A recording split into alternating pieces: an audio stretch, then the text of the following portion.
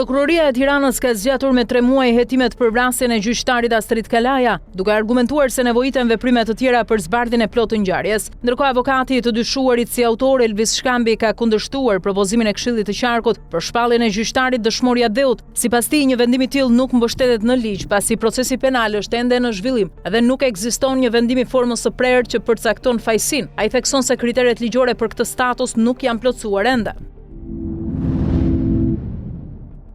Detajet të reja dalin në dritë nga skandali financiar që u zbulua në filialin e Postës Shqiptare në Durrës, ku 3 zyrtare u arrestuan në ndyshimet për përvetësimin e 69 milion lekëve të rinj. Në pranga kanë rënë drejtoresha e filialit, shefja e financës dhe arktarja, të cilat dyshohet se gjatë muajve prill dhe maj kanë përvetësuar fondet e destinuara për pensione dhe ndihmat sociale të degëve të Shijakut dhe Krujës. Ndaj tyre rëndojnë akuzat për shpërdorim detyre dhe vjedhje, duke shpërdoruar detyrën të kryera në bashkëpunim. Hetimet në drejtimin e prokurorisë të Durrësit vijojnë për të zbuluar nëse në këtë skem janë përfshirë edhe persona të tjerë.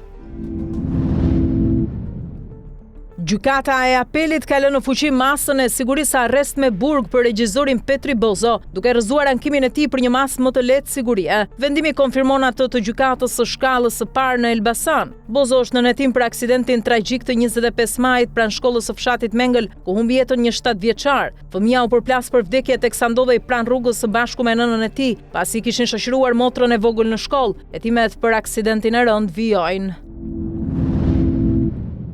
Një konflikt për motive të dobta në ambientet e Poliklinikës së Shkodrës përfundoi me plagosjen me thik të një 32 vjeçari. Sipas policisë, autori i dyshuar, 18 vjeçari Arvin Fregjaj, goditi me thik Vildan Kepecën, i cili u dërguar në spital dhe ndodhet nën kujdesin e mjekëve. Situata rrezikoi të përshkallëzohej edhe më tej pasi vëllai i të plagosurit Arben Kepeca mori një pistolet dhe u nis për të vrarë autorin e dyshuar. Policia ndërhyri në kohë, arrestoi 41 vjeçarin dhe sekuestroi armën me fishek në fole. Ndërkohë vijojnë kërkimet për kapjen e 18 vjeçarit të dyshuar, ndërsa prokuroria dhe grupi hetimor po punojnë për zbardhjen e plotë të ngjarjes.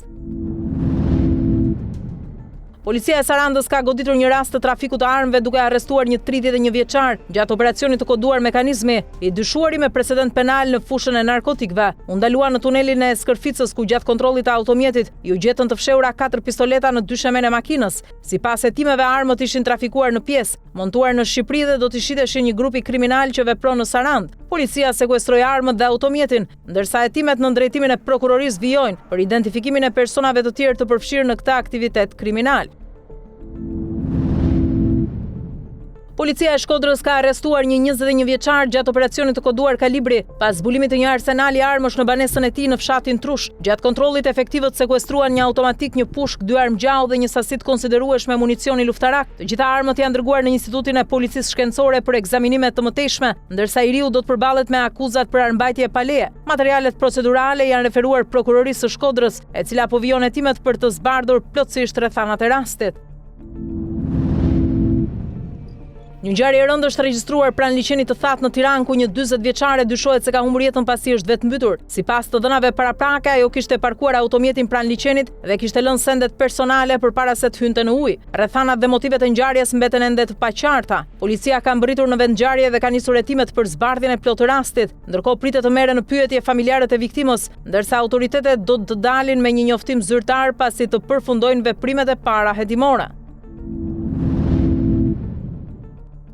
Një i paraburgosur ka humbur jetën në Vlorë pasi u dërgua me urgjencë në spital pas problemeve të papritura shëndetësore. Viktima është identifikuar si Blerim L, 54 vjeç, i cili ndodhej në paraburgim për akuzën e kultivimit të bimëve narkotike. Sipas të dhënave paraprake, ai dyshohet se ka pësuar infarkt brenda ambienteve të paraburgimit dhe është transportuar menjëherë në Spitalin Rajonal të Vlorës. Pavarësisht ndërhyrjes së mjekëve, 54 vjeçari ka ndëruar jetë. Policia dhe grupi hetimor ka nisur procedurat për zbardhjen e rastit, ndërsa shkaku i saktë i vdekjes pritet të përcaktohet nga ekspertiza mjekoligjore.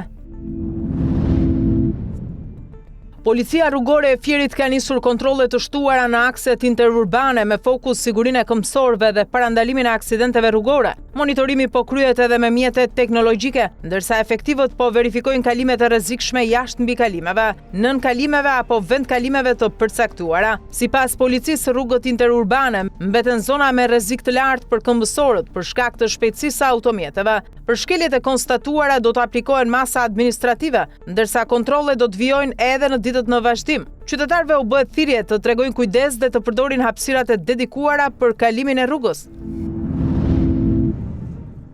Detajet të reja mësohen nga dosja e prokurorisë së Romës për atentatin me eksploziv ndaj gazetarit investigativ italian të emisionit Report Sigfrido Ranucci. Dokumentet e gjykatës hedhin dritë mbi organizimin e sulmit dhe rrëzojnë aludimet për përfshirje në një shtetasi shqiptar. Sipas vendimit të gjykatës së Romës, referenca për një shqiptar nuk është një element i hetimit dhe nuk lidhet me identifikimin e ndonjë autori, por është pjesë e një historie të sajuar nga vetë të dyshuarit për të krijuar një alibi në rast arrestimi. Hetimi i koordinuar nga Prokuroria e Romës dhe i zhvilluar nga karabinierët u mbështet në përgjime telefonike dhe ambientale, analiza teknike, pamje nga kamerat e sigurisë dhe gjurmimin e automjeteve të përdorura nga të dyshuarit. Në dosje përshkruhet një bisedë ku disa prej personave nën hetim diskutojnë versionin që do të jepnin në rast arrestimi. Njëri prej tyre do të pretendonte se kishte takuar një shqiptar në Ostia, i cili i kishte ofruar 3.000 euro për vendosjen e eksplozivit pranë banesës së një personi të panjohur. Gjykata e konsideron këtë si një version mbrojtës të përgatitur paraprakisht, me qëllim devijimin e hetimeve dhe shmangjen e përgjegjësisë penale. Nga analiza e mbi 100 faqeve të vendimit gjyqësor nuk rezulton asnjë emër, provë, përgjim apo dokument që të lidh një shtetas shqiptar me atentatin.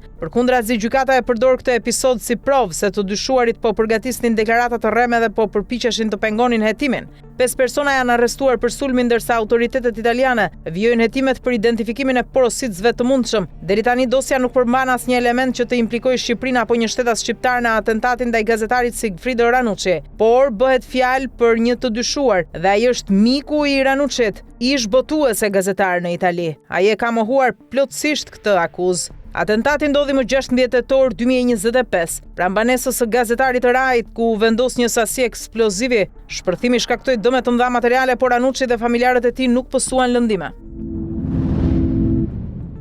Zyra e prokurorit publik evropian ka ngritur akuza ndaj 22 personave në Greqi, mes tyre 4 deputet në detyrë, ish zyrtar dhe bashkëpunëtor politik për një skem të dyshuar mashtrimi me fondet bujqësore të Bashkimit Evropian. Hetimet kanë zbuluar manipulim të procedurave administrative, falsifikim dokumentesh, ndërhyrje në kontrollet e subvencioneve dhe keqpërdorim të fondeve përmes agjencisë OPKP.